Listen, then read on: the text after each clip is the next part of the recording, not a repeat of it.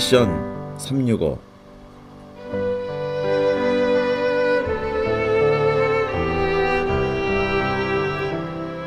지금 이락과 시리아 양쪽에 있는 국경에 있는 새로운 그 이슬람 하나의 그 단체가 생겼습니다.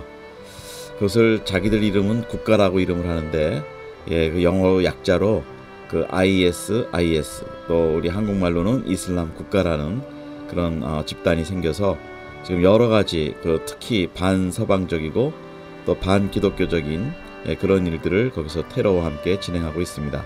그래서 오늘은 이 시간에는 우리 그 기독교인들이 특히 선교에 관계된 사람들이 이런 상황을 어떻게 이해해야 되는지 좀 더 자세히 알기 위해서 우리 중동의 특파원이신 다니엘 박사님 지금 전화로 연결했습니다.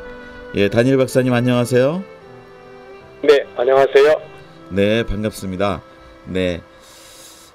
지금 저희들이 그 신문지상을 통해서 늘 듣는 게 미국인, 영국인 계속 지금 참수를 이제 3명째 했는데요.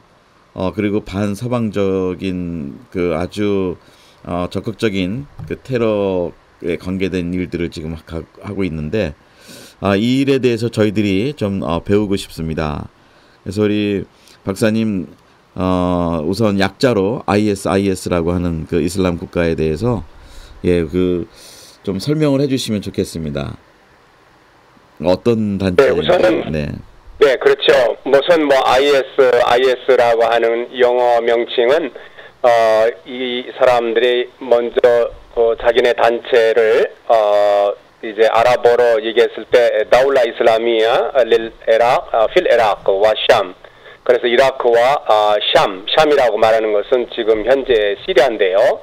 그래서 이라크와 시리아에 있는 이슬람 국가라고 하는 아랍어의 다울라 이슬라미아 필 에락과 샴이라는 단어를 영어로 번역해서 이슬라믹 스테이트 in Iraq and 시리아 이렇게 해서 아마 첫 번째 약자를 따서 IS 또는 IS라고 부르고 있습니다. 그런데 아랍 사람들은 다시라고 부릅니다. 그래서 아랍 사람들이 부를 때, 또 미국에서 부를 때, 또 한국에서 이슬람 국가라고 부를 때 이렇게 지금 다 용어들이 조금 혼동이 될 수 있습니다만은 그런 단어에서 출발했고요. 이 사람들의 원래 그 출생은 이라크와 시리아에서 출발했다고 보시면 되겠습니다. 우선 먼저 2003년에 미군이 이라크에 들어가서 그곳에 이제 2006년에 시아 정부를 탄생하게 되지 않았습니까? 물론 이제 선거를 통해서 했습니다만은 시아 총리가 국정을 운영하면서 순니 무슬림들을 쫓아내고 그래서 순니 무슬림들이 이제 자기들이 권좌에서 쫓겨나면서 자기들이 뭉치게 되었고요. 이때 많은 사람들이 또 죽임을 당하기도 하고요. 그래서 이라크는 그동안 2003년부터 순니 무슬림과 시아 무슬림 간의 그런 전쟁이 계속되고 있었지요. 더군다나 우리가 잘 알고 있는 지난 몇 년 동안 아랍혁명 이후에 시리아에서 바샤르 아사드 대통령을 추출하기 위해서 반군들이 활동을 하고 있었는데, 그때 이제 이곳에서 이제 많은 순니 무슬림들이 이제 많은 피해를 당했지요. 그래서 그 순니 무슬림들이 이제 이라크에 있는 순니 무슬림과 결집을 해서 이제 만든 것이 바로 이라크와 시리아의 이슬람 국가. 조금 전에 우리 목사님께서 말씀하신 대로 국가도 아닌 것이 국가란 이름을 붙이게 되었다고 볼 수 있겠지요. 그게 정확한 진단이라고 보시고요. 테러 조직이다 이렇게 보시면 되겠고, 또 이 사람들이 본질적으로 지하들을 하는 그룹들이다 이렇게 보시면 되겠습니다. 여기서 지하드라고 하는 것은 지금은 미국이나 한국 언론에 보면 홀리 워 성전이라고 많이 그거를 번역해서 씁니다만은 지하드라는 단어는 성전이라는 뜻이 아니고 알라를 위해서 싸우는 이슬람 사람들이기 때문에 우리가 성전이라고 불러서는 안 되겠습니다. 그래서 이런 지하드, 말하자면 이슬람의 알라를 위해서 싸우는 사람들, 지하드 하는 사람들의 단체다 이렇게 보시면 되겠습니다. 네. 근데 저희들이 어떻게 보면 이해를 못하는 게 무하메드가 630년인가 이때 이제 이슬람을 시작하면서 그쪽 후계자하고 또 뭐 칼리프인가요? 이런 또 다른 반대쪽에 또 후계자들이 일어나면서 반목이 그때부터 시작됐다라는 좀 그 내용을 들어본 적이 있어요. 근데 이 수니와 시아의 그 반목 그런 것과는 거기서 나오는 어떤 연관성은 없나요? 네, 맞습니다. 사실은 순니와 시아의 문제는 무함마드가 610년에 처음 하늘로부터 뭔가를 받았다고 해서 시작한 게 이제 610년부터 632년까지 23년 동안 자기가 구술한 내용을 그의 추종자들이 나중에 640년 이후에 이제 책으로 만든 것이 코란이지 않습니까? 그러면서 이제 무함마드가 632년에 갑자기 이제 죽게 되니까 그를 둘러싸고 그의 정치력과 그의 군사 통솔 능력 또 그리고 종교적인 그런 수장을 이어갈 사람을 이 공동체에서 뽑아야 될 상황이 됐습니다. 그래서 이제 무함마드가 죽고 난 다음에 무함마드의 친구였던 아부바크르가 이제 칼리프가 됐지요. 이제 영어로는 칼리프라 하고 아랍어로는 칼리파. 이제 그 뜻은 후계자, 계승자라는 뜻입니다. 말하자면 종교와 정치의 수장을 계승했다 그런 뜻이 되겠죠. 아부바크르는 2년밖에 못해서 단명하고 맙니다.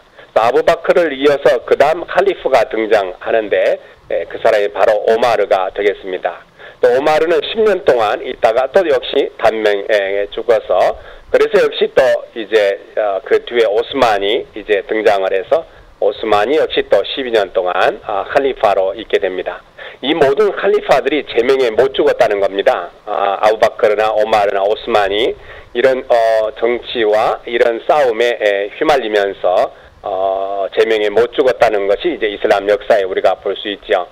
근데 이제 오늘 말씀하신 순니와 시아의 문제는 이제 무함마드가 죽고 난 다음에 그의 후계자인 아부바크르, 오마르, 오스만 이 세 친구들을 무함마드의 친구들을 권력의 찬탈자로 보는 사람이 나타났습니다. 그게 바로 네 번째 후계자였던 알리였습니다. 알리는 무함마드의 사위이기도 하고 왜냐하면 무함마드의 파티마라고 하는 딸이 있었는데 그 딸과 결혼을 한 사위 이름이 알리였습니다. 그래서 그 알리는 무함마드의 사촌이기도 했습니다. 그래서 당시에는 사촌끼리 결혼이 많았기 때문에 사촌이자 이제 사위였던 알리가 이제 등장하면서 조금 전에 말씀드렸던 무함마드의 친구들이 칼리프였죠. 아부바크르, 오마르, 오스만 이 세 사람을 권력의 창탈자로 보고 무함마드의 그 계승을 알리가 했어야 맞다. 이렇게 말하는 그룹들이 생겨난 거죠. 그 그룹들을 우리가 시아파라고 하고 그리고 무함마드, 아부바크르, 오마르, 오스만, 알리 이 순서대로 그대로 이어져 오는 정통적인 그런 계보를 따르는 사람을 우리가 순니파라고 하는 것입니다. 그래서 이제 656년, 661년까지 마지막에 이제 알리가 이제 칼리파로 있고요. 661년부터 750년까지 수도가 시리아의 다마스커스를 중심으로 한 우마이야 왕조가 생겨나게 되는 것입니다. 그 뒤에 750년부터 1258년까지 지금의 이라크의 바그다드를 수도로 해서 아바시아 왕조가 생겨나는 거죠. 그래서 어떻게 보면 이 우마이야 왕조 때와 아바시아 왕조 때에 이제 이슬람 세계 확장을 하게 되죠. 그래서 7세기 후반에는 이제 스페인까지 8세기 이렇게 이제 넘어가지 않습니까? 이제 이런 과정에서 볼 때 조금 전에 말씀드렸던 순니와 시아가 하루아침에 시아와 순니가 이렇게 완전하게 분리된 건 아니고요. 이제 역사를 지내면서 점차 순니와 시아가 이제 적대적인 관계를 갖게 되지요. 이것이 오랫동안 오면서 오늘날에는 순니파의 대부라고 하는 사우디아라비아와 시아파의 대부라고 하는 이란이 이제 큰 두 개의 강대 세력으로 이슬람 국가에서 남아있게 된 것입니다. 네. 그러면 저희들이 일반적으로 그동안 알았던 게 순니파가 다수고 시아파가 소수라고 8대2 정도라고 저희가 배운 적이 있는데 맞습니다. 이때 근데 온건파로는 순위파가 굉장히 온건파로 저희가 속해 있다고 하는데 어떻게 이 IS가 순위파 출신인데 이렇게 극단적이 되었는지 그것도 잘 이해가 안 되네요. 네, 시아파나 순니파나 이제 우리가 언뜻 보기에는 순니가 이제 온건한 쪽이고 시아가 온건하지 않다 이렇게 이제 볼 수도 있겠습니다만은 그러나 1979년에 이란에 이슬람 혁명이 일어나면서 우리가 70년대 이슬람주의가 굉장히 득세를 하지 않습니까? 이슬람주의라고 하는 것은 이슬람을 종교를 정치에 이용한다는 사람들이죠. 그러나 이란에서 그런 끔찍한 일들이 일어나면서 순위파들이 그때까지만 해도 그렇게 많은 폭력이 우리 언론에는 알려지지 않았습니다. 그러나 역사를 보면 순니파나 시아파나 상당하게 암살하는 단체라든가 이런 것들이 공이 있었기 때문에 순니파와 시아파 둘 중에 어느 한쪽이 좀 온건하다 이렇게 보기는 어렵고 이제 순니와 시아가 나름대로의 말하자면 상대방과 싸울 때 그런 무장 세력들을 늘 가지고 있었다 하는 것을 우리가 역사를 통해서 많이 알 수 있겠습니다. 그러나 이제 순니가 이렇게 이제 정치에 조금 전에 말씀드린 것처럼 이라크에서 이렇게 또 시리아에서 시리아도 이제 시아파의 어떤 이단에 속하는 알라이파가 지금 이제 아사드 대통령이 속한 그런 파기 때문에 시리아도 이제 상당히 큰 그룹에서 볼 때는 시아파라고 볼 수 있겠죠. 그러니까 이제 시아파에 해당하는 그런 이란과 그리고 이제 이라크 남쪽의 시아파 그리고 이제 2006년부터 이라크 전국을 다스리는 시아파 총리 그리고 이제 또 이제 시리아의 이제 시아파의 어느 하나의 분파 중에 하나였던 알라위파가 이제 아사드 대통령을 배출한 그런 파기 때문에 그렇게 해서 이제 말하자면 자기들 간에 이슬람 내부에서 어떤 정파 간의 이런 갈등과 충돌이 계속 있어 왔다 이렇게 보시면 되겠습니다. 특별히 이제 알라이파가 자기들이 정권을 잡으면서 시리아에서도 이제 자기 아버지 바샤르의 아버지인 하피즈 알 아사드 대통령이 많은 순니 무슬림들을 죽였던 역사를 우리가 알고 있습니다. 그래서 반드시 순니가 이렇게 뭐 좀 온건하고 시아가 뭐 좀 더 그렇다 이렇게 보기보다는 순니와 시아 공이 각각 그 중에 온건한 사람들도 있고 극단적인 테러 세력도 있다 이렇게 보시면 아마 정확한 정답일 것 같습니다. 네.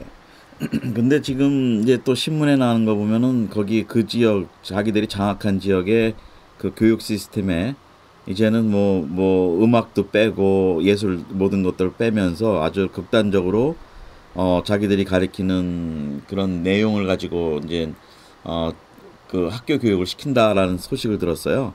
그래서 이제 왜 이렇게 이 사람들이 극단적이 되는지 왜 이런 극단적인 걸 가지고 반서방적으로 나가야 되는지 혹시 자기들이 주장하는 그 어떤 목표가 있나요? 네, 조금 전에 말씀을 하셨습니다만은 그 칼리프라는 얘기를 하셨는데 이 아부바크르 알바그다디라는 사람이 2013년에 타임즈지 표지인물로 나왔습니다. 이 양반이 금년 6월에 언론에 나오면서 자신이 이제 이슬람 국가 조금 전에 말씀하셨던 IS의 이슬람 국가의 칼리프다 이렇게 자기가 자칭 칼리프라고 하면서 이제 등장한 거죠. 칼리프라는 의미는 조금 전에 우리가 역사를 통해서 말씀을 드렸습니다만은 이슬람 전체 공동체를 하나로 묶을 수 있는 캐톨릭의 교황과 같은 그런 인물이기 때문에 본인이 전 이슬람 세계를 하나로 묶겠다 이런 거지요. 이런 칼리파의 이런 이상을 가지고 칼리파 제도를 부활시켜야 되겠다고 하는 그런 생각을 갖는 데가 바로 또 이집트의 무슬림 형제단이라고 볼 수 있겠습니다. 원래 칼리파 제도는 조금 전에 말씀드렸던 무함마드가 집권한 다음에 630년에 집권한 다음에 계속해서 이어오다가 1924년에 터키에서 케말 아타투르크 대통령 때 그것이 없어지고 말았습니다. 그리고 1924년에 없어진 다음에 4년 뒤에 1928년에 이제 이집트의 이스마일리아라고 하는 곳에서 하산 알 반나가 이제 무슬림 형제단을 창설하게 됩니다. 그가 강령으로 뽑았던 것이 전 이슬람 세계 한 분의 칼리프가 다스리는 그런 이슬람 국가를 만들고 싶었던 것입니다. 이 사람들은 본질적으로 무함마드가 살았던 7세기 그리고 그 뒤에 그의 칼리프들이 살았던 시대 8세기 9세기의 시대로 되돌아가야 되겠다는 것입니다. 지금 우리 21세기 살고 있는데 그들이 다시 7세기, 8세기, 9세기로 되돌아가야 된다고 하는 것은 그 당시에 음악도 없었기 때문에 음악을 가르칠 수도 없고 그 당시에 이제 남자들은 턱수염을 길렀기 때문에 수염을 길러야 되고 여성들은 얼굴 전체를 가리는 니캅 또는 얼굴만 남기고 머리를 다 이제 헝겊으로 싸는 히잡 이런 것들을 둘러야 된다는 것입니다. 더군다나 이제 이분들을 우리가 살라피라고 부르는데 살라피라고 하는 것은 이제 아랍어로 말하면 선조, 조상이라는 뜻입니다. 다시 말씀드리면 무함마드와 그의 제자들과 그의 제자들의 제자 이 3대에 걸쳐서 그때 시절의 꼬란을 어떻게 이해하고 그때 사회에 어떤 제도를 갖고 있었는지 그걸 그대로 따라가자고 하는 사람들을 우리가 살라피라고 부릅니다. 다시 말씀드리면은 이제 지금 IS가 이런 살라피 무리가 상당히 많이 들어있고 그 안에 그러기 때문에 상당히 극보수이면서 살라피 중에 지하들을 하는 사람들이 있기 때문에 이런 테러가 발생하는 거라고 볼 수 있습니다. 여기서 잠시 하나 더 말씀드리면 살라피는 일반적으로 정치를 하지 않는 살라피 또 지하들을 하는 살라피 이렇게 몇 가지로 나눌 수가 있는데 살라피라고 해서 다 동일한 건 아니고 우리가 잘 아시는 오사마 빈 라덴 9.12 테러를 일으켰던 이 오사마 빈 라덴이 사우디아라비아의 와하비 운동에 속해 있었는데 그 와하비 운동도 역시 살라피의 하나라고 보시면 되겠습니다. 다시 말씀드리면 IS나 이 사우디아라비아의 이 와하비즘이나 모두 다 살라피들이다 이렇게 보시면 되겠습니다. 네, 그 사이드로 제가 하나 좀 여쭤보고 싶은 게 또 그 터키 쪽인가 이런 데 보면 민속 무슬림들이 많이 있는 거로 또 알거든요. 그 민속 무슬림들은 어떤 사람들인가요? 네, 우리가 민속 이슬람이라고 말하는 것은 네, 포크 이슬람. 네, 맞습니다. 네, 네. 네, 순니 이슬람과 시아 이슬람에서 우리가 민속적인 그런 신앙을 갖고서 살아가는 사람들을 우리가 민속 무슬림이라고 포크 이슬람 또는 포크 무슬림 이렇게 부릅니다. 그러나 이제 우리가 이슬람을 계속 연구해 보면 조금 전에 말씀드린 이슬람의 그 순니파, 그 다음에 시아파, 그리고 이제 우리는 조금 전에 말씀드렸던 와하비 운동 또는 살라피 이런 운동하는 그런 무브먼트를 일으키는 그런 부류가 있다고 볼 수 있겠습니다. 이제 지금 말씀하시는 그 터키라든가 또 이집트라든가 북아프리카, 모로코라든가 이런 지역에는 수피들이 많이 있습니다. 또 수피는 순니에도 들어있고 시아에도 들어있습니다. 그래서 순니파 무슬림 중에 수피가 있을 수 있고 또 시아파의 시아파 속에도 수피가 있을 수 있습니다.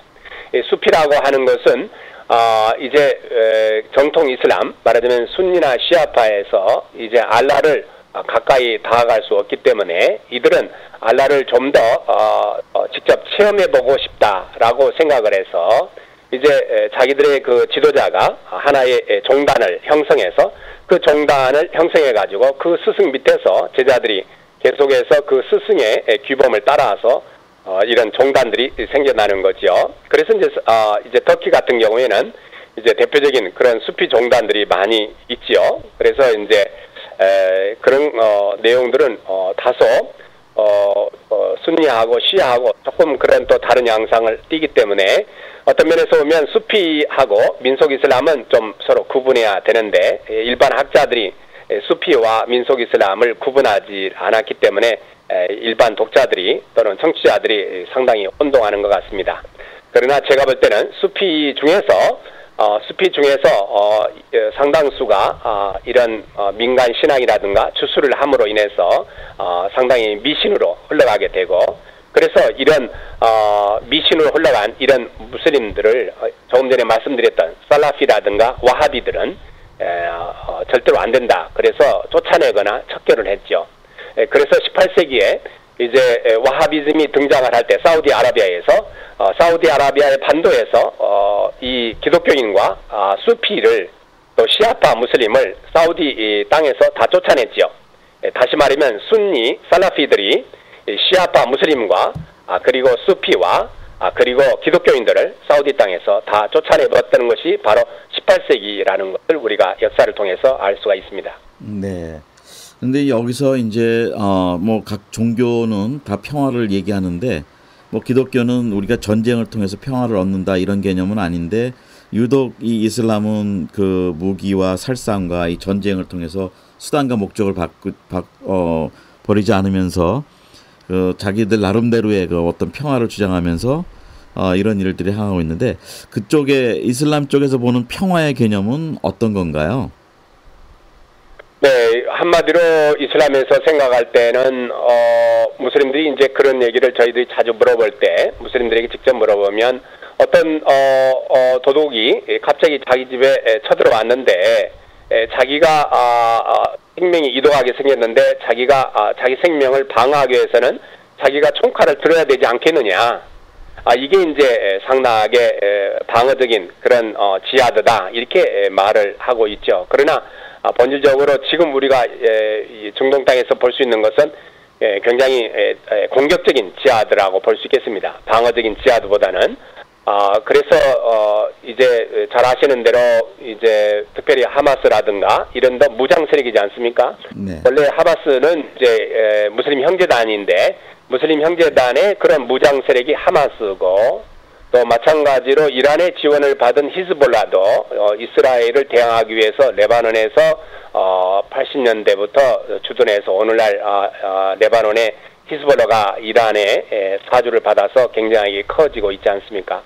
이런 우리가 이런 주변국들을 보면 이제 무슬림들이 자기 자신들의 어떤 정치적인 목적을 달성하기 위해서 이런 폭력을 동원한 것을 쓴다는 거죠. 이제 여기에는 이론이 하나 도입이 돼야 되는데, 이거는 바로 사이드 코투비라고 하는 이집트 사람입니다. 이집트의 이제 사이드 코투브는 이제 그 무슬림 형제단의 일원이기도 했습니다만은 그가 그 이전에는 말하자면 이 사이드 쿠투브 이전에는 많은 이슬람 학자들이 국가의 지도자라든가 또는 나라를 대상으로 지하드를 선포하지를 못했습니다. 왜냐하면 원래 지하드는 무함마드 시절에는 무함마드나 또는 그의 칼리파들이 지하드를 명령할 수 있는 지휘권자입니다. 말하자면 우리가 전쟁이 나라와 나라 간에 일어날 때 대통령이 국가의 수반으로서 전쟁을 선포하지 않습니까? 근데 이슬람은 칼리프가 이렇게 선포하도록 되어 있습니다.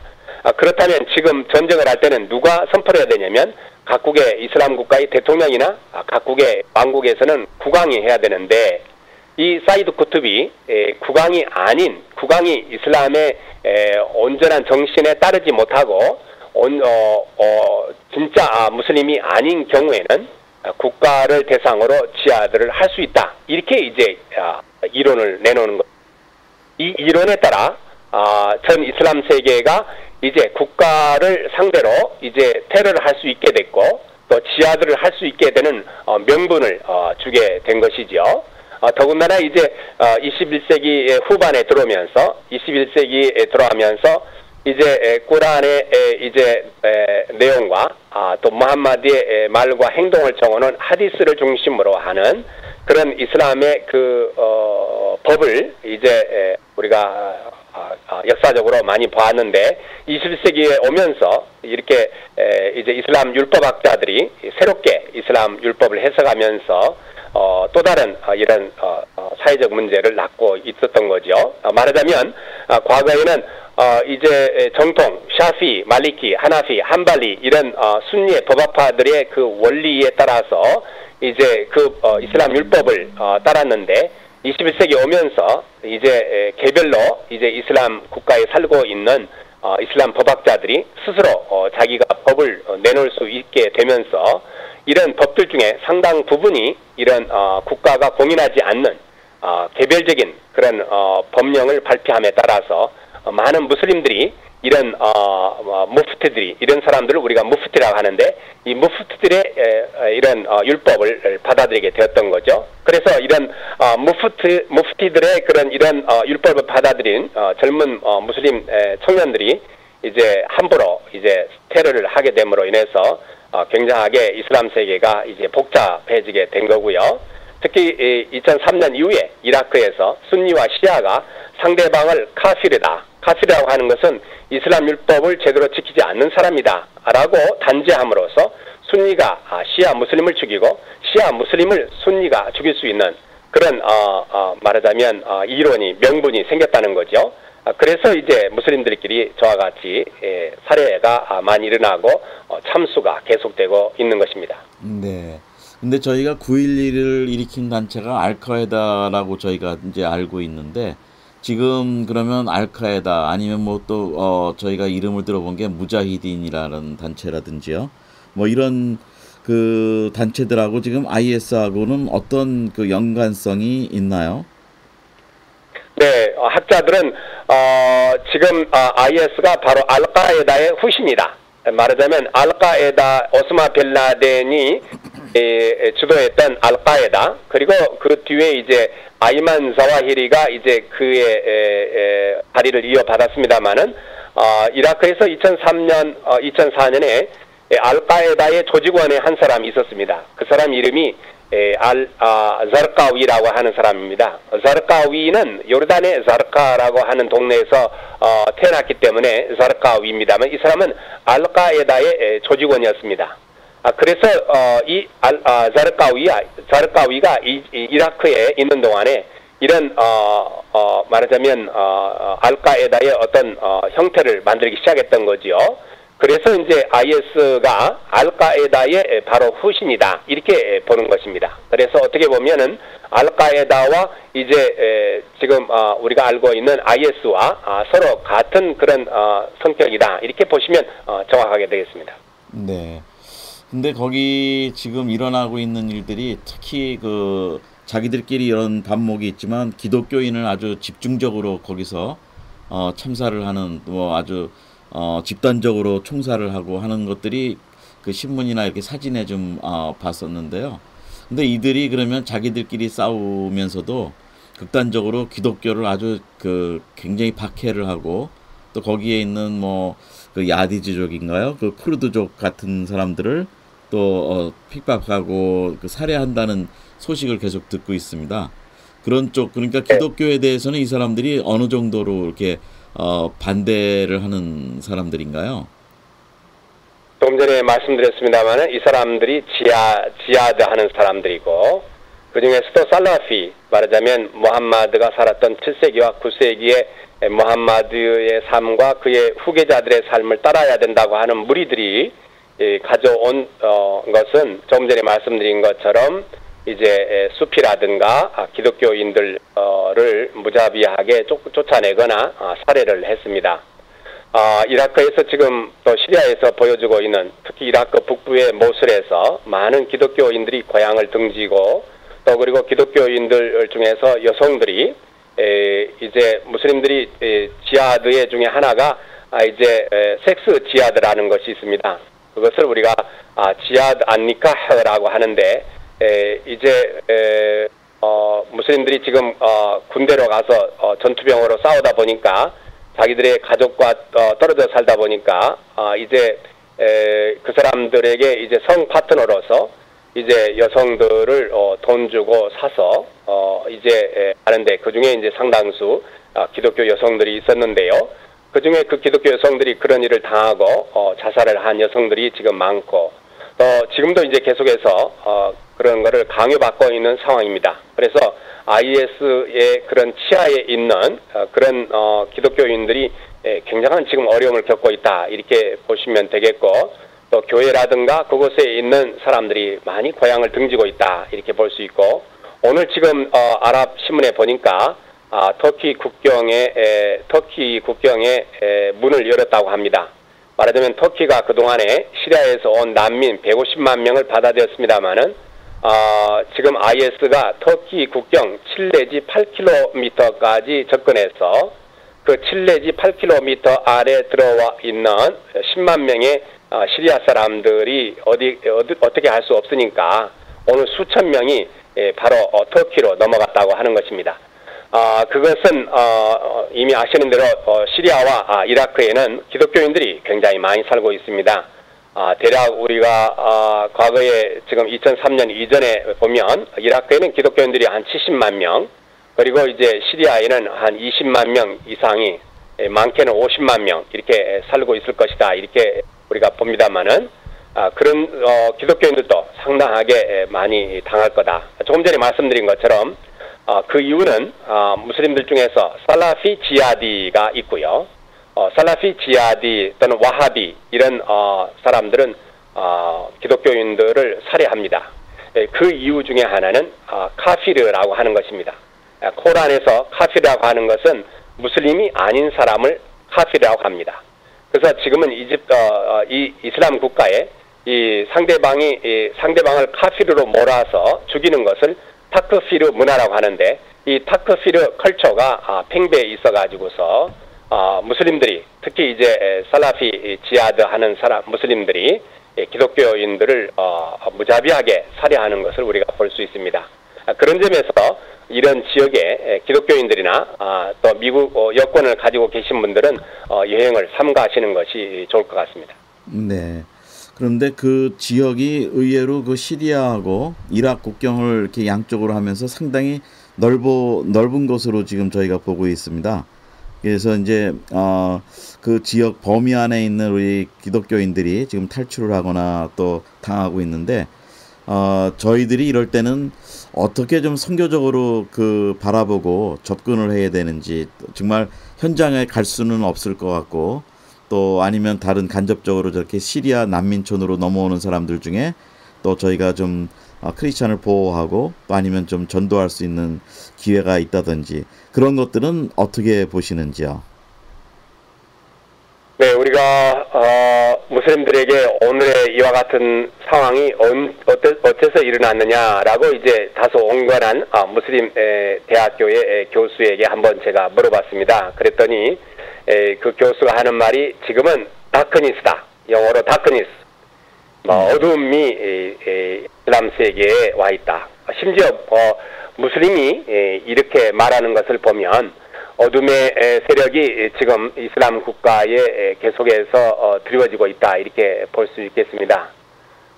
어두워질수록 빛이 더 밝게 비치는 것이 우리의 정확한 우리의 생각인데, 빛이 되신 예수 그리스도가 이들에게 전파될 수 있어야 된다라는 생각을 하게 되면서부터 이제 이집트에서도 아랍혁명 이후에 12.3%의 청년들이 무신론자가 됐다는 것입니다. 심지어 요르단에도 이제 아랍혁명 이후에 많은 젊은이들이 무신론자가 됐다는 것입니다. 아마 제가 이라크와 시리아를 조사를 안 해봤습니다만은 그곳에 우리가 입국을 할 수 없기 때문에 그렇습니다만은, 만약에 시리아와 이라크에도 조사를 했다면 많은 무슬림 젊은이들이 힘이 없다라는 무신론자가 되어 있을 거라고 보는 것입니다. 말하자면 이슬람이 제대로 된 종교가 아니라는 것을 무슬림들이 스스로 지금 알고 있다는 것입니다. 다만 이슬람이라고 하는 그런 정부 속에 살고 있고 문화와 환경이 이런 이슬람 문화 속에 살다 보니까 본인이 다른 종교를 택하기 어렵습니다만은, 이럴 때일수록 우리가 많은 방식을 통해서, 여러 가지 선교적인 방식을 통해서 우리가 전도하는 것이 중요하다. 그 중에 하나는 우리가 인터넷을 통해서 또는 스마트폰을 통해서 이렇게 복음을 전하는 것이 얼마나 좋은가 하는 생각을 해보았습니다. 요즘은 아랍어로 된 그런 이 칩을, 아랍어 성경을 칩을 핸드폰에다가, 스마트폰에다가 바로 집어넣으면 아랍어 성경을 이렇게 책을 가지고 다니지 않아도 무슬림들이 이렇게 들어볼 수 있고요. 특히 이제 여러분이 아실지 모르겠습니다만은 온누리 교회가 하는 스윙이라고 하는 인터넷 선교 학회가 지금부터 4, 5년 전부터 이제 이슬람권에 있는 무슬림들에게 매일 아랍어로 퀴트를 할 수 있도록 지금 아랍어로 계속해서 매일 아침에 보내주고 있습니다. 그래서 여러분이 만나시는 무슬림들의 이메일 어드레스를 아시게 되면 www.elhaya.org를 방문하셔서 그 오른쪽 하단에 이제 무슬림 상대방의 이메일 어드레스를 치면 상대방의 무슬림들이 매일 아침 아랍어로 된 퀴티를 성경 본문 말씀과 그의 메시지가 들어있는 해설과 기도가 들어있는 그런 내용을 볼 수 있을 것입니다. 우리가 이런 점에서 우리가 교회가 좀 더 이슬람권에 대한 관심이 더 많아야 되겠다 하는 것을 제가 좀 말씀을 드리고 싶고요. 그 관심이라고 하는 것은 이슬람권에 대한 우리가 기도를 계속 해야 되겠다. 우리가 그동안에는 라마단 기도다 그래서 30일 동안만 이제 기도 운동을 벌였습니다만 제가 보기에는 라마단 기도 한 달 동안에 기도한다는 것은 우리가 옳지 않고 우리가 매일 이슬람권을 향해서 기도할 때다. 지금은 바로 역사상 가장 어느 때보다도 이제 중동 아랍권에서 예수 그리스도를 믿는 사람들이 많이 나타나고 있기 때문에 좀 더 우리가 기도하는 그런 교회들이 됐으면 좋겠습니다. 네. 자, 이 지금 아주 중요한 말씀을 전략을 또 소개해 주셨는데 우리 인터넷, 스마트폰 이런 거로 그 QT라든지 성경을 읽을 수 있도록 좀 해줄 수 있는 방법이 있다고 말씀하셨는데 이 지금 저희들이 볼 때는 정말 높은 벽처럼 느껴지는 곳이 중동 지역이고 이슬람권인데 그러면 우리 박사님께서는 그 틈새라든지 지금 말씀하신 것으로 볼 때 저희들이 계속 소망을 가지고 포기하지 않고 나가야 되겠군요. 그렇습니다. 하나님께서 이미 일을 하고 계시고 또 그 일을 지난 30년 동안에 이슬람권에서 이슬람 종교를 버리고 예수 그리스도를 믿는 사람들이 계속해서 늘고 있다는 이런 보고들을 곳곳에 볼 수 있고요. 더구나 우리가 오랫동안 알고 있습니다만은 가장 많은 돌파가 일어나는 곳이 알제리였지 않습니까? 알제리는 오랫동안 서구 기자라든가 또는 서방 사람들을 많이 죽였던 곳이 알제리인데 하나님이 그곳을 또 들어쓰신 역사를 우리가 보면서 이라크와 시리아에 이런 어둠이 가려워져 있는데 이런 어둠 속에 있는 상황에서 많은 젊은이들이 복음을 들을 수 있도록 우리가 좀 더 적극적으로 우리가 이제 이런 매체들을 통해서 우리가 복음을 증거해야 되겠다 하는 것을 말씀을 드리고 싶습니다. 네. 그런데 저희들이 그 인간적으로 볼 때는 너무 저희들이 이렇게 당한다라는 생각이 들어서 이 서방이나 기독교가 당한다고 생각이 들어서 참 그 사랑하고 품어주기가 쉽지가 않은데 어떻게 현장에 계시면서 그 뭐 다 그런 거는 아니겠지만 일반적으로 그 무슬림들의 그 삶은 어떤지요? 저희가 쉽게 이렇게 좀 사랑하면서 다가갈 수 있는지요? 아니면 정말 친구를 삼기가 어려운지요? 어떻게 현장에 계시면서 어떻게 보시는지요? 네, 무슬림들을 알아가는 거는 일단 무슬림들에게 그들의 말을 듣고 또 그들의 말을 경청하고 또 그들의 가까이 다가가서 그들에게 서로 대화를 나눌 수 있고 또 그러려면은 그들이 갖고 있는 문화와 언어를 우리가 익혀야 되고 그러면서 우리가 소통이 일어날 것인데 지금까지는 한국에서 또 기독교인들이 또 교회가 이런 아랍어라든가 이슬람이라고 하는 것들을 충분하게 깊이 있게 공부하지 못했던 거죠. 2014년이 됐는데도 국내에 있는 신학교 중에서 한두 개를 제외하고는 이슬람이나 아랍어를 전문적으로 배울 수 없다는 것입니다. 이게 이제 우리가 얼마나 준비를 하고 있지 않나 하는 것을 알 수 있죠. 이제 90년대부터 제가 이슬람권 선교가 얼마나 중요한가를 많은 역설을 많이 했지만 아직까지도 그렇게 많은 진보를 하지 못한 상태지요. 물론 90년대에 비해서 많은 성장이 있었고 또 한국 이제 사역자들이 이슬람 국가에서 현지 말로 복음을 전할 수 있는 그런 상황이 되기는 했습니다만은 그러나 아직도 우리가 더 많은 그런 준비가 필요하다 이렇게 생각이 됩니다. 무엇보다도 이제 우리가 이슬람권에 대한 어떤 전략 이런 쪽에 우리가 많은 생각을 했습니다만은 그러나 제가 21세기의 이슬람권을 바라보면서 가장 중요한 것은 우리가 성경으로 되돌아가야 된다. 성경 속에 답이 있다. 이렇게 말씀을 드릴 수 있습니다. 우리가 전하는 복음이 전자 성경 속에서 말씀하고 있는 복음인가?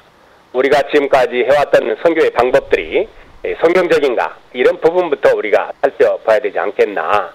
무엇보다도 우리가 이제 열매를 많이 원하는 것이 한국 교회인데 이런 열매 중심의 선교보다는 우리가 이 땅에 정말 하나님의 사람들을 찾아서 그들을 잘 훈련시켜서 그들을 통해서 이 땅에 복음화가 이루어질 수 있도록 우리가 열심을 내야 되지 않겠나. 이런 면에서 보면 앞으로도 계속해서 이슬람권에 있는 기독교라든가 여러분이 잘 아시는 대로 이라크나 시리아나 요르단의 팔레스타인, 이집트, 레바논, 수단 이곳에는 정부가 인정하는 교회가 있고 또 팔레스타인 그리고 요르단, 레바논, 이집트에는 신학교가 있습니다만은 이런 신학교와 아랍 교회에서 사역하는 사람들이 많이 있어야 되겠다. 어떻게 보면 한국 사역자들이 기존에 있는 이런 아랍 교회를 우산으로 해서 그곳에서 충분하게 현지인들과 관계를 가질 수 있는 그런 시간을 통해서 조금 전에 말씀하신 대로 우리가 어떻게든지 저들과 가까이 갈 수 있는 방법들을 알아내야 되는데 그거는 기존에 있는 기독교인들, 아랍 기독교인들을 통해서 그들의 우산 밑에 충분하게 우리가 시간을 가지고 나아가면 저들을 친구로 삼고 그리고 복음을 증거할 수 있는 여력들이 또 기회가 많이 생기리라 저는 확신을 하고 있습니다. 네, 지금 말씀 중에 그 아랍 기독교 그분들과 그분의 그 협력과 우산 밑에 들어가는 게 좋은 방법이라고 말씀하셨는데 지금 근데 저희들이 사실은 중동 지역에 간다는 거는 이상하게 요즘 더 그 위험하다는 생각들을 많이 갖게 되고 있거든요. 근데 실제로 우리 외부에 그 우리 선교사들이 들어가는 거에 대해서는 어떻게 진짜 위험한가요? 아니면 그래도 그 기독교 아랍권의 기독교와 같이 하기 때문에 좀 안전하다고 보는지요? 어떠신가요? 네, 좀 전에 이제 우리 정부가 대한민국 정부가 이슬람 국가 중에서 여행을 금지하거나 여행을 제한한 지역 국가가 있습니다. 예를 들면 이라크라든가 시리아 또는 이런 나라는 우리가 여행을 할 수 없고요. 또 예멘이라든가 일부 리비아라든가 이런 데는 상당하게 정부가 여행을 제한하고 있습니다. 그렇지만 이제 다른 아랍 국가에는 우리가 여행을 가능할 수 있죠. 우리 정부가 허용하는 그런 국가 안에 들어가시는 것은 문제가 없습니다. 외교적으로 외교부가 인정하는 그런 국가에 들어가시되 그곳에 아랍 교회가 있는 나라들이 있습니다. 조금 전에 말씀드린 것처럼 이라크와 시리아를 빼놓고 나머지 이제 레바논 그리고 팔레스타인 그리고 이제 이스라엘 여러분 잘 아시는 그리고 이제 요르단 그리고 이집트, 수단 이 지역에는 모두 다 기존의 교회들이 있고 그 교회들 속에 우리가 들어가서 그 교회로부터 비자를 받고 또 교회를 통해서 교회 안에서 일할 때는 아무 문제가 없습니다. 다만 이제 교회 밖에서 이제 전도를 하거나 교회 밖에서 무슬림들에게 노방 전도를 하거나 이런 경우에는 이제 붙잡혀서 추방될 가능성이 많이 있습니다만은 그러나 교회 안에 들어가서 아랍 교회를 우산으로 해서 그곳에서 아랍어도 배우고 또 아랍어 성경도 익히고 또 어떻게 아랍 사람들에게 전도하는가 전도하는 방법도 익히고 또 이슬람도 공부하고 또 이런 과정에 시간이 필요하다는 것입니다. 하루아침에 이슬람권에 좋은 한국 선교사들을 만들기가 쉽지 않습니다. 그러나 한국 정부가 또는 이런 허용하는 이런 아랍 국가에는 우리가 언제든지 들어갈 수 있기 때문에 그곳에 가서 2년 동안 아랍어도 공부하시고 지금은 아랍어를 공부하는 가장 좋은 장소가 요르단과 튀니지를 사람들이 들고 있습니다만은 그만큼 요르단에도 뭐 100여 명 또 이제 튀니지에도 한 100여 명 이렇게 학생들이 있다고 합니다. 이만큼 이제 관심 있는 사람들은 지금도 계속해서 이제 아랍어를 공부하고 있기 때문에 여러 가지 이제 교회가 기도하실 때 이런 아랍권에 대한 선교도 가장 중요한 그런 리스트로 간주하시고 기도해 주시면 고맙겠습니다. 네. 자, 이제 뭐 거의 시간이 돼서 몇 가지만 더 질문하고 마무리를 해보겠습니다.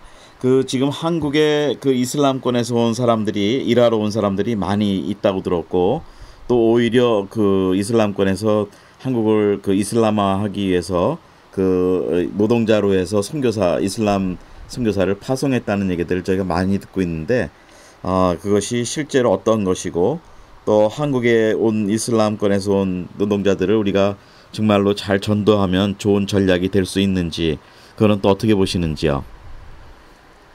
네, 우리가 모든 이슬람권에서 온 무슬림들을 이제 이슬람권에 온 이슬람을 전하려고 온 포교사다 이렇게 보시는 것은 제가 볼 때는 정확한 진단은 아니라고 보는 것입니다.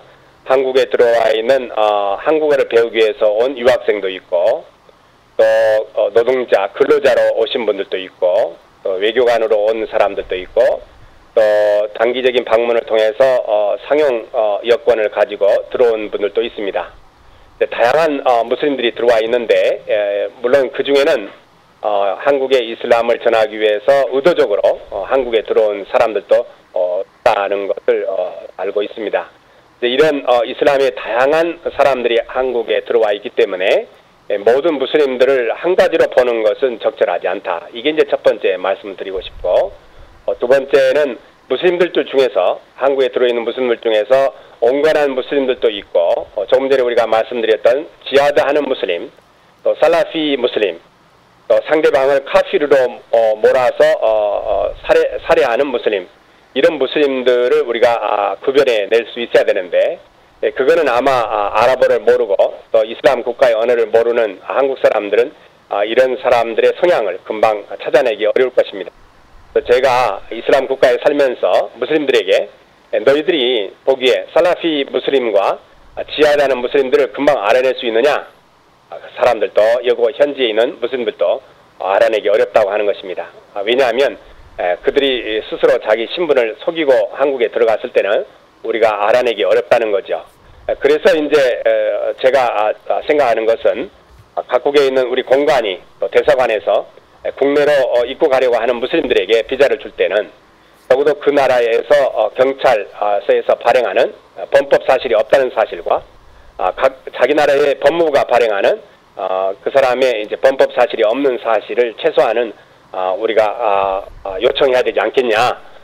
그리고 또 두 번째는 이러한 무슬림들이 자국을 떠나기 전에 어떤 나라를 여행했는지 그 여행한 국가를 반드시 물어서 지금 IS에 가 있는 사람들이 중동 아랍 국가에 들어간 사람들이 많고, 또 유럽에서 들어간 사람들, 동남아시아에 들어간 사람들이 이라크와 시리아에 들어가서 지금 IS의 요원으로 일하고 있습니다.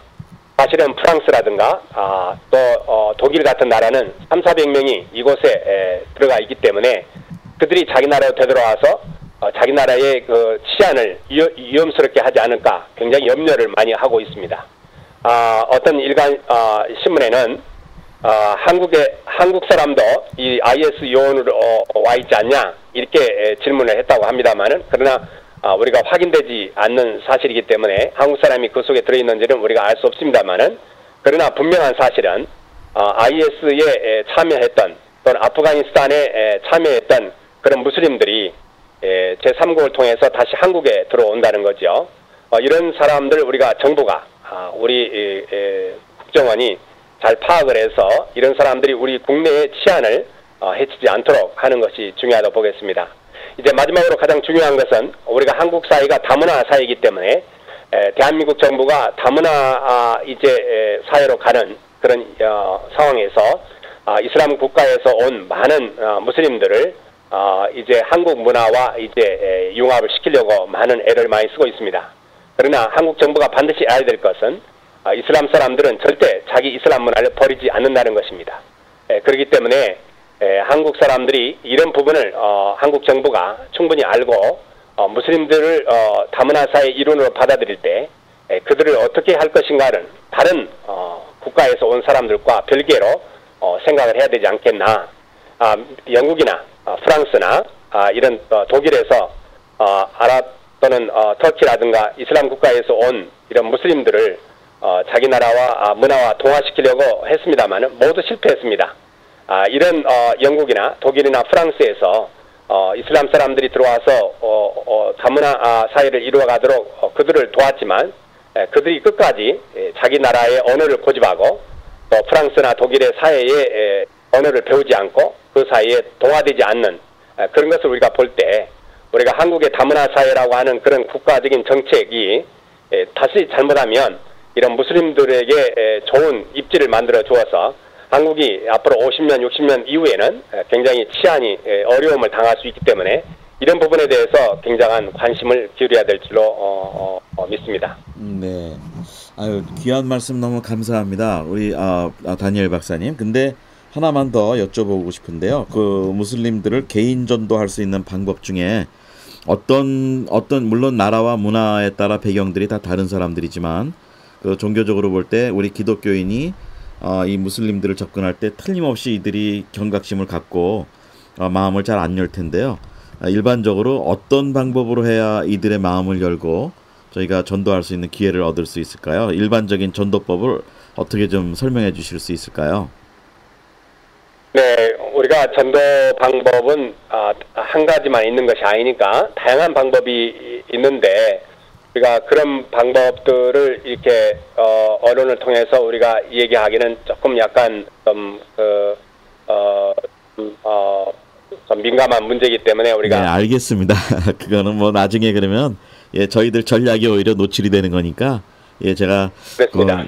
그거는 그 취소하겠습니다. 질문을. 네, 그리고 네네. 이제 끝으로 우리 지금 시리아와 이라크 지역에 있는 그 IS 그 단체 그 테러 단체의 일들을 저희가 어떤 방향으로 이제 좀 확산을 자제하고 또 저희가 그 지역에 정말 주님의 평화가 임할 수 있도록 좀 기도를 어떻게 했으면 좋은지 그 몇 가지 기도 포인트를 좀 말씀해 주시면 좋겠습니다.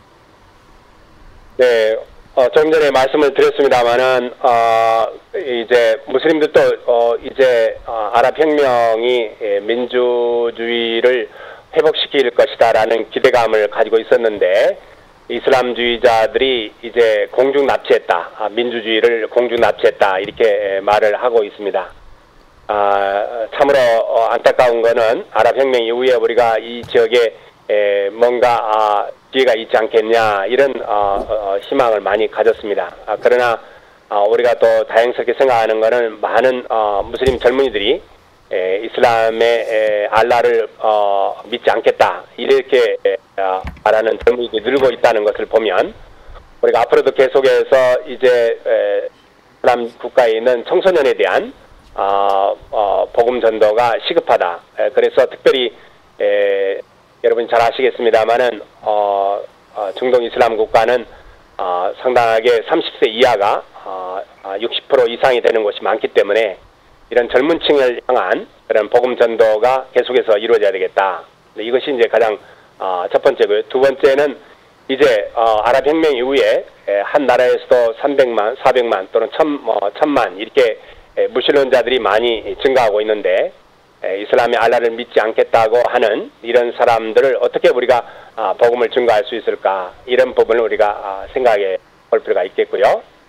세 번째는 그동안 우리가 이슬람 국가의 전도 방법이 우리가 종래에는 이제 개별 전도 이런 한 사람 한 사람을 다가가서 그리고 이제 기존의 사람들의 그런 눈에 띄지 않는 곳에서 조심스럽게 했습니다마는 그러나 하나님께서 더 많은 기회를 주셔서 많은 가족들과 이런 종족들이 한꺼번에 예수 그리스도에 돌아올 수 있도록 우리가 기도하는 것이 중요하다고 보겠습니다.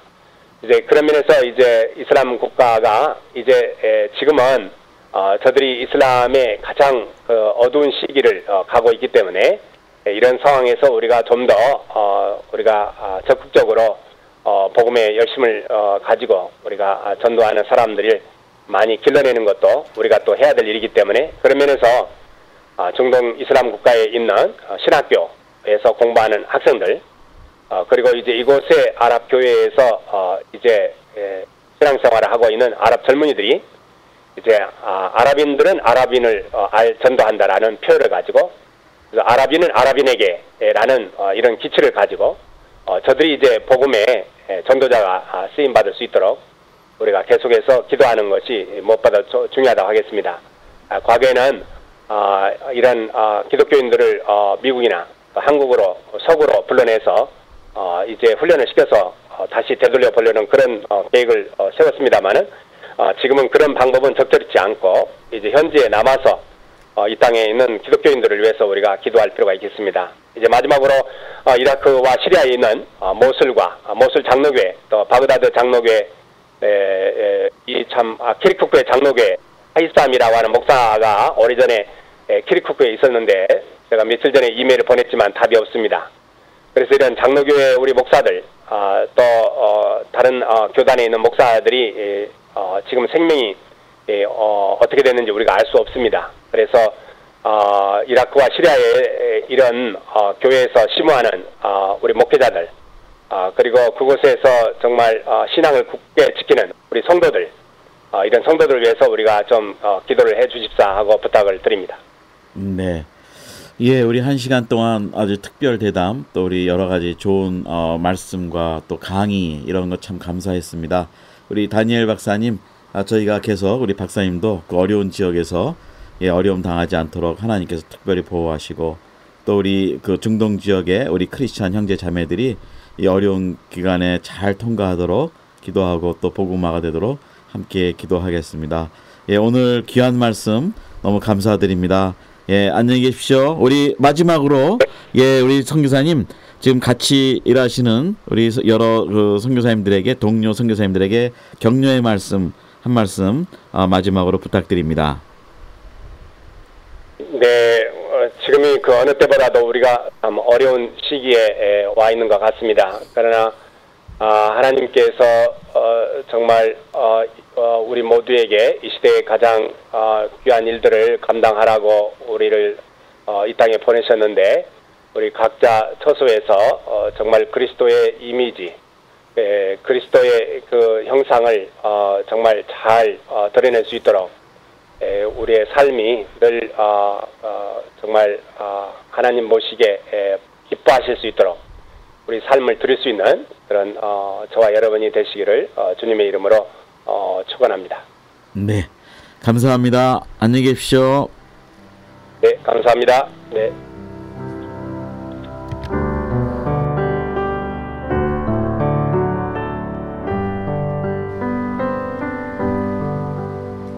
이 시간에는 저희가 그 IS 이슬람 국가에 대해서 특집으로 우리 중동 지역에 계시는 다니엘 박사님과 1시간 특별 인터뷰를 했습니다.